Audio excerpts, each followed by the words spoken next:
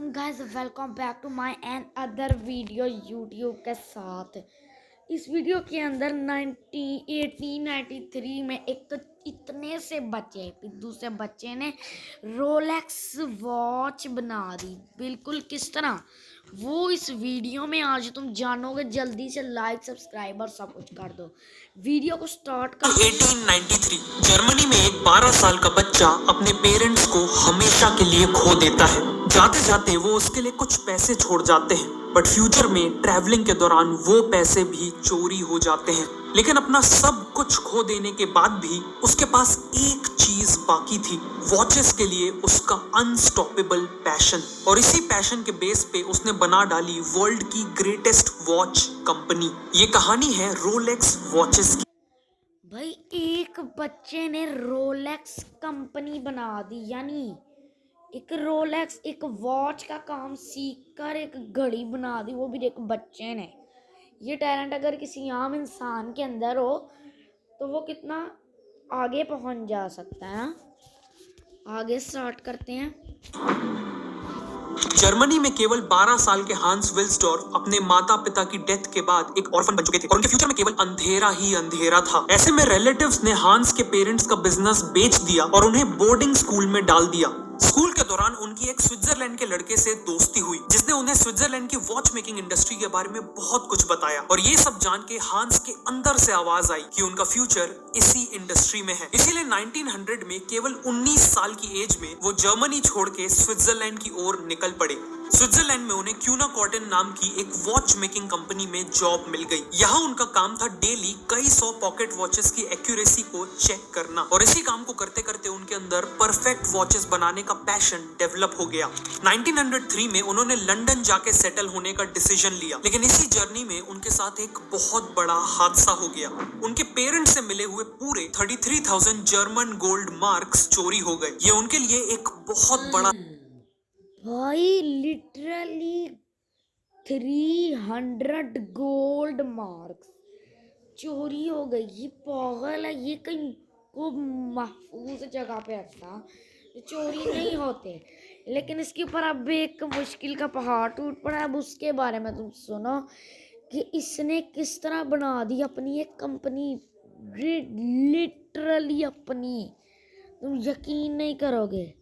Setback था, लेकिन उनके पास आगे बढ़ते रहने के अलावा और कोई ऑप्शन नहीं था। लंदन पहुंच के उन्होंने एक दूसरी वॉच मेकिंग कंपनी में सेल्स एंड मार्केटिंग की जॉब ले ली और अगले 2 सालों में उन्होंने वॉच मेकिंग इंडस्ट्री में मैन्युफैक्चरिंग, सेल्स और सबसे इंपॉर्टेंट कंज्यूमर बिहेवियर के बारे में बहुत कुछ सीखा। उन्हें रियलाइज हुआ कि सभी वॉच मेकिंग कंपनीज अपनी वॉचेस को कुछ ज्यादा ही फैंसी और डेकोरेटिव बनाने पे फोकस कर रही हैं, जबकि कस्टमर्स को सिंपल, एक्यूरेट, ड्यूरेबल और एलिगेंट वॉचेस चाहिए थी। और इसी सिचुएशन को बदलने के लिए केवल 24 साल की उम्र में उन्होंने अपना खुद का वॉच मेकिंग बिजनेस स्टार्ट करने का फैसला किया।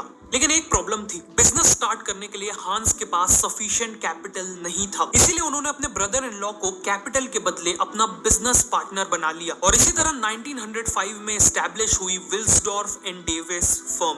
सबसे पहले उन्होंने देखा कि ट्रैवलर्स को एक वॉच कैरी करने की बहुत जरूरत होती है, ताकि वो टाइम पे ट्रेन या बसेस पकड़ सके और अपनी डेस्टिनेशन तक टाइम पे पहुंच सके। इसीलिए उन्होंने स्पेसिफिकली ट्रैवलर्स के लिए पॉकेट वॉच बनाने का फैसला किया। उन्होंने नॉर्मल वॉचेस के कंपैरिजन में इस वॉच का साइज छोटा रखा, ताकि ट्रैवलर्स इसे इजिली कैरी कर सके। और साथ में इसका पाउच हाई क्वालिटी लेदर से बनाया, ताकि प्रीमियम दिखने के साथ साथ ट्रैवलिंग के दौरान ये टूटे नहीं। उन्होंने इस वॉच का नाम रखा पोर्टफोलियो पॉकेट वॉच और कंपनी के फर्स्ट प्रोडक्ट के हिसाब से ये काफी सक्सेसफुल हुई।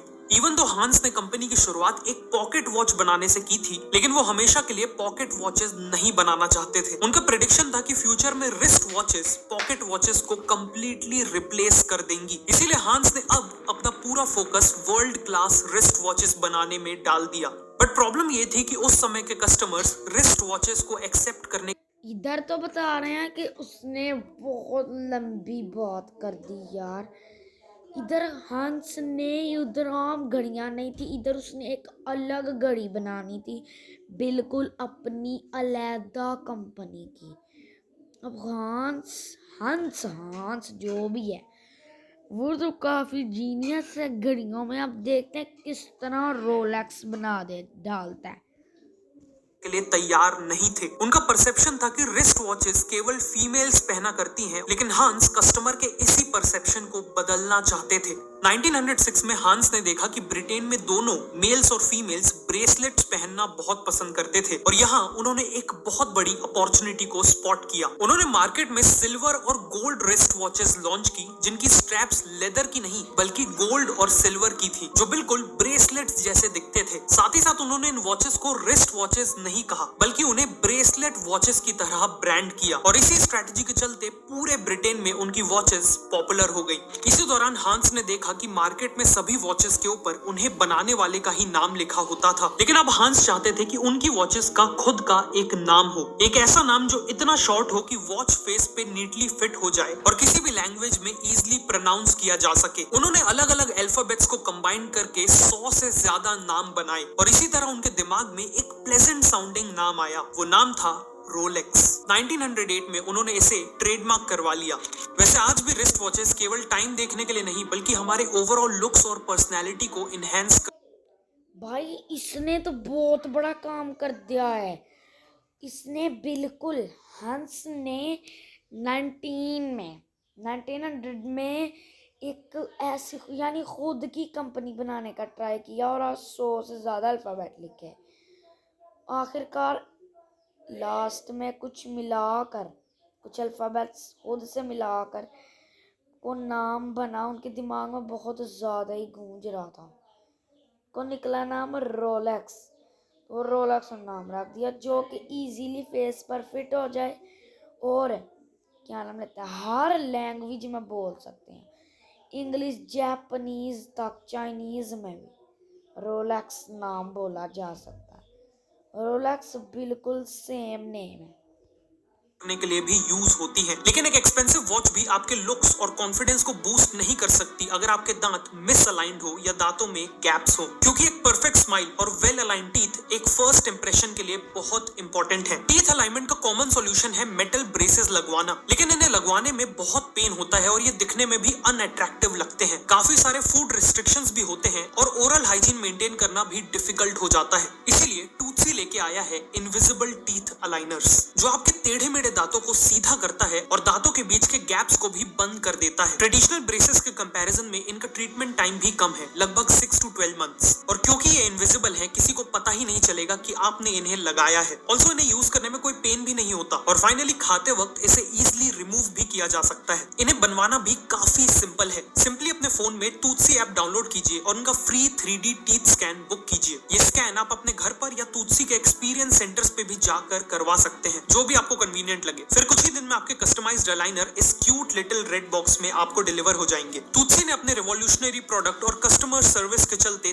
3 लाख से ज्यादा इंडियंस की स्माइल डिजाइन की है, तो रिजल्ट की तो गारंटी है। So click on the link in the description and download the Toothsi app to book your free 3D scan right now. Rolex watches की सेल्स तो काफी अच्छी थी, लेकिन उनकी एक्यूरेसी की प्रॉब्लम अभी भी पूरी तरह सॉल्व नहीं हुई थी। एक्चुअली रिस्ट वॉचेस के मूवमेंट्स काफी छोटे होते थे, जिस कारण कोई भी एक परफेक्टली एक्यूरेट मूवमेंट बनाने में सक्सीड नहीं हुआ था। 1910 तक हांस अपनी वॉचेस के मूवमेंट्स को स्विट्जरलैंड से इंपोर्ट करते थे, लेकिन अब हांस ने अपना खुद का मूवमेंट बनाने का ठान लिया। उन्होंने अपने आप को हॉरोलॉजी की पढ़ाई में डुबा दिया, पूरी दुनिया के एक्सपर्ट वॉच मेकर्स के साथ मीटिंग्स की और खुद को मूवमेंट्स का एक्सपर्ट बना लिया और फिर डेवलप किया अपना पहला wrist watch movement 15 line calibre 200।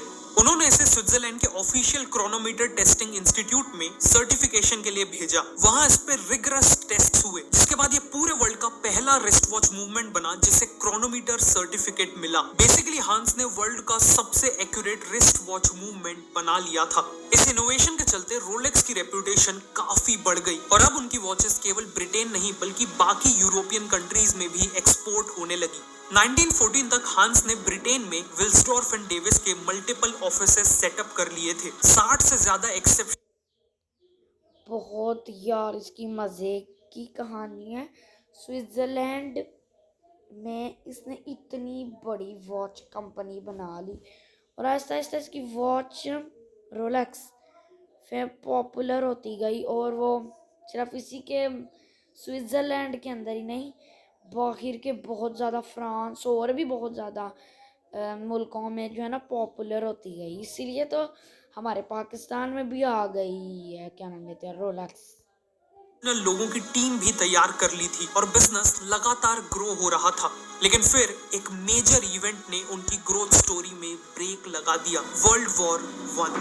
War का खर्च निकालने के लिए ब्रिटिश गवर्नमेंट ने वॉचेस पे 33% की एक्सपोर्ट ड्यूटी इम्पोज कर दी, जिस कारण रातों रात फॉरेन कॉम्पिटिटर्स के कंपैरिजन में रोलेक्स के प्राइसेस 33% से बढ़ गए और उनकी सेल्स क्रैश हो गई। इस क्राइसिस को सरवाइव करने के लिए हांस को अपनी पूरी कंपनी को ब्रिटेन से स्विट्जरलैंड शिफ्ट करना पड़ा। अभी तक तो रोलेक्स केवल उनकी वॉच ब्रांड का नाम था, लेकिन स्विट्जरलैंड आके उन्होंने अपनी कंपनी का नाम भी रोलेक्स वॉच को लिमिटेड कर दिया और अपने कई बिजनेस ऑपरेशंस को वापस जीरो से स्टार्ट किया। वॉर के चलते लग्जरी वॉचेस का मार्केट क्रैश हो चुका था, लेकिन तभी हांस ने एक बहुत इंटरेस्टिंग ट्रेंड ऑब्जर्व किया। सडनली वर्ल्ड वॉर 1 में लड़ने वाली आर्मीज की तरफ से रिस्ट वॉचेस की बहुत डिमांड आ रही थी। एक्चुअली वॉर के दौरान सभी सोल्जर्स को टाइम देखना बहुत जरूरी होता है, ताकि वो सभी अपने एक्शंस जैसे कब फायर करना है, कब आगे बढ़ना है वगैरह को प्रॉपरली कोऑर्डिनेट कर पाए। ऐसे में टाइम देखने के लिए पॉकेट वॉचेस को यूज करना प्रैक्टिकल नहीं था, क्योंकि केवल टाइम देखने के लिए सोल्जर्स को अपनी राइफल नीचे। खैर दोस्तों, अभी के लिए इतना ही ठीक है, क्योंकि वीडियो ज़्यादा लंबी ना हो जाए। लाइक सब्सक्राइब सब कुछ कर देना, ये तो मैं तुम्हें पहले ही बताया है। खैर अभी के लिए इजाज़त, अल्लाह हाफिज़। मिलते हैं इंशाल्लाह नेक्स्ट वीडियो यानी कल। अब ये सोल्जर गन से मिट्टी के अंदर